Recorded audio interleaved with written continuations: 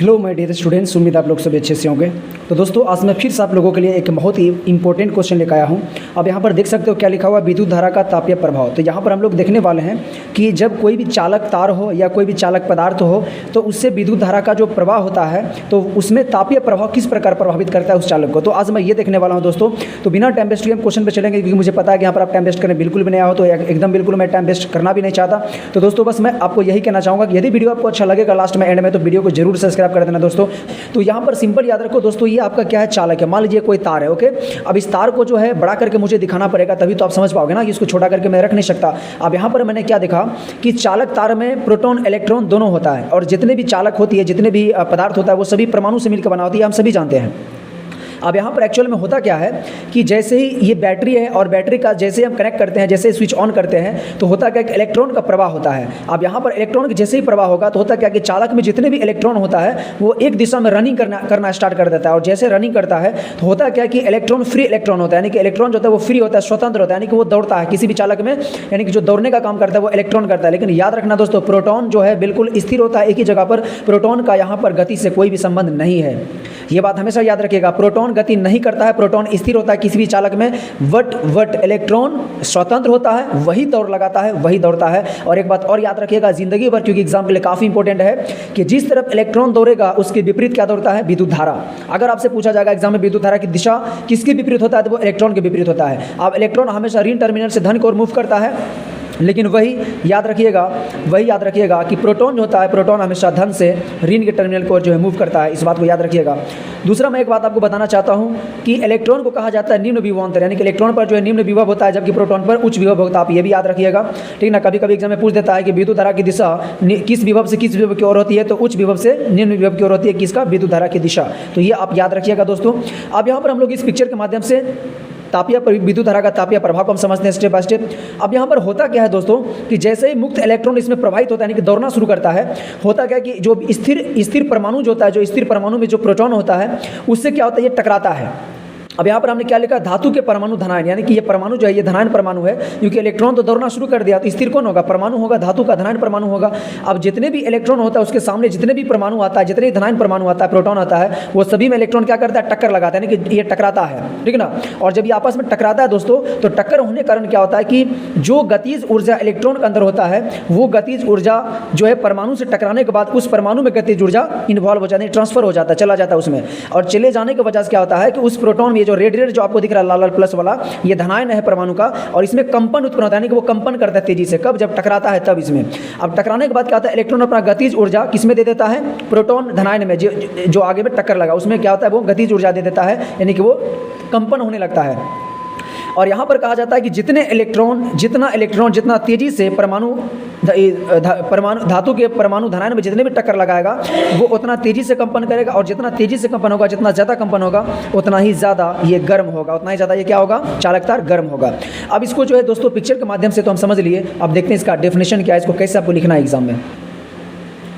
तो दोस्तों हम यहाँ पर नोट करके लिखे हैं, नोट में लिखा हुआ है, चलते समय इलेक्ट्रॉन बार बार धातु के परमाणु यानी कि धनायन से टकराते हैं, ठीक ना। जब इलेक्ट्रॉन चलता है, रनिंग करते रहता है, तो उस समय जितने भी धनायन परमाणु, उससे क्या होता है, इलेक्ट्रॉन टक्कर लगाता है, क्योंकि धनायन परमाणु स्थिर होता है, वो चलता नहीं है, ठीक ना। और यहाँ पर करा कि और हर टक्कर में इलेक्ट्रॉन की गतिज ऊर्जा परमाणु को मिल जाती है, यानी कि परमाणु को मिल जाती है, यानी कि जो गतिज ऊर्जा इलेक्ट्रॉन में होता है वही गतिज ऊर्जा परमाणु को मिल जाता है, ठीक ना।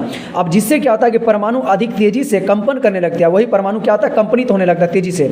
और परमाणु का कंपन जितना बढ़ता है, तार का तापमान उतना ही बढ़ता है। बस सिंपल याद रखिएगा कि जितना ज़्यादा इलेक्ट्रॉन जो है किसी चालक तार से गुजरा जाएगा, जितना ज़्यादा उसके आगे जो है धनायन परमाणु आएगा, जितना ज़्यादा उसमें टक्कर लगाएगा, तो उतना ही ज़्यादा वो कंपनित होगा, और उतना ही ज़्यादा क्या होगा, वो चालक तार गर्म होगा, ओके।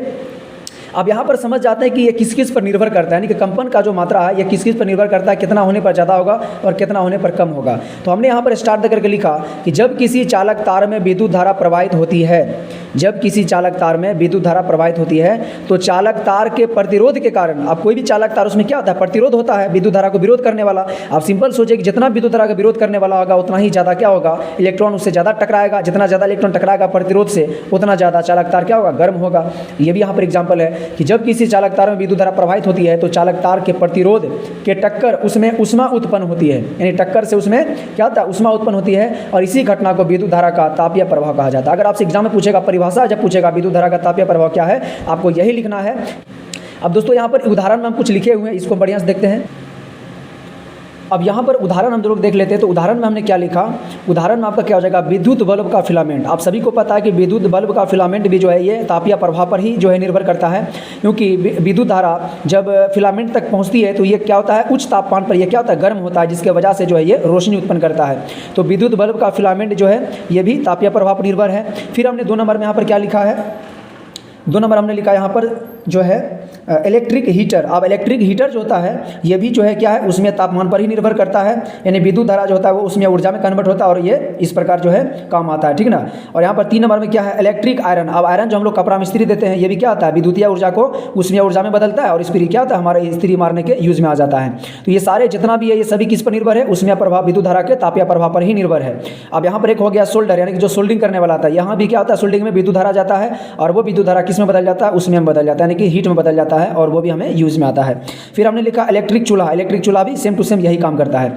अब हम लोग यहाँ पर देखने वाले हैं कि विद्युत ऊष्मा का सूत्र। अब विद्युत ऊष्मा का फॉर्मूला सूत्र जो होता है वो H बराबर I² RT होता है, यानी कि हीट जो होता है ना वो 3 चीज़ पर निर्भर करता है, एक विद्युत धारा पर निर्भर करता है, एक प्रतिरोध पर निर्भर करता है और एक समय पर निर्भर करता है। अब हमने यहाँ पर क्या लिखा है, 1 नंबर में, धारा बढ़ने पर ऊष्मा वर्ग के रूप में बढ़ती है, यानी कि अगर विद्युत धारा का मान अगर मान लीजिए कि 2 से 4 हो गया है तो कह रहा है कि यहाँ पर क्या कर रहा है कि ऊष्मा वर्ग के रूप में बढ़ती है, यानी कि ऊष्मा तब हो जाएगा 4 का स्क्वायर 4 दूनी 8 गुना के रूप में बढ़ जाएगा। यानी कि अगर विद्युत धारा का मान अगर 2 है तो ऊष्मा 2 का स्क्वायर क्या होगा, 4, यानी कि 4 यानी कि 2 गुना ज़्यादा से बढ़ जाएगा, ठीक है ना। तो याद रखिएगा कि धारा बढ़ने पर ऊष्मा वर्ग के रूप में बढ़ता है, अर्थात 2 गुना के रूप में बढ़ता है, क्योंकि हीट जो होता है वो विद्युत धारा का वर्ग के समानुपाती होता है। इसलिए 2 नंबर में क्या करा कि प्रतिरोध जितना अधिक होगा ऊष्मा उतना ही अधिक होगा। अब यहाँ पर प्रतिरोध का मान जितना, आर का मान जितना ज़्यादा होगा, प्रतिरोध जिस तार में जितना ज़्यादा होगा उसमें ऊष्मा का मान क्या होगा, उतना ही ज़्यादा अधिक होगा, क्योंकि दोनों एक दूसरे क्या समानुपाती है। 3 नंबर हमने क्या लिखा कि जितने अधिक समय तक धारा बहेगी ऊष्मा उतना ही अधिक उत्पन्न होगा। तो ये भी आप याद रखिएगा, यानी कि अगर लाइट आया हुआ है, मान लीजिए 2 घंटा है, 3 घंटा, यानी कि जितना अधिक समय तक विद्युत धारा प्रवाहित होगा किसी तार से तो ऊष्मा उतना ही क्या होगा, अधिक होगा, यानी उतना ही तार क्या होगा, गर्म होगा। तो दोस्तों बस उसमें ताप के बारे में इतना काफ़ी है, इतना आप लिख दीजिए, इतना आपके लिए क्या काफ़ी है। तो उम्मीद है आपको ये जो है बढ़िया समझ में आ गया होगा कि किसी भी चालक तार का क्यों जो है वो हीट होती है, उसमें ताप प्रभाव क्या है, ये अच्छे से आप बिल्कुल समझ गए होंगे स्टेप बाय स्टेप। यदि आपको वीडियो अच्छा लग रहा है, आपको लग रहा है कि सारे वीडियो मैं जितने भी लाता हूँ सारे इंपॉर्टेंट लाता हूँ दोस्तों, आपके बोर्ड एग्जाम के लिए इंपॉर्टेंट होता है, तो आप वीडियो को लाइक जरूर करें, अपने दोस्तों को भी शेयर करें, और अभी तक मेरे चैनल पर नए हो और अभी तक सब्सक्राइब नहीं किए हो तो प्लीज़ आप सभी से रिक्वेस्ट है कि सब्सक्राइब जरूर कर दें, ताकि जितने भी मैं वीडियो अपलोड करूँ, इंपॉर्टेंट वीडियो जितने भी अपलोड करूँ आप तक सबसे पहले पहुँचे।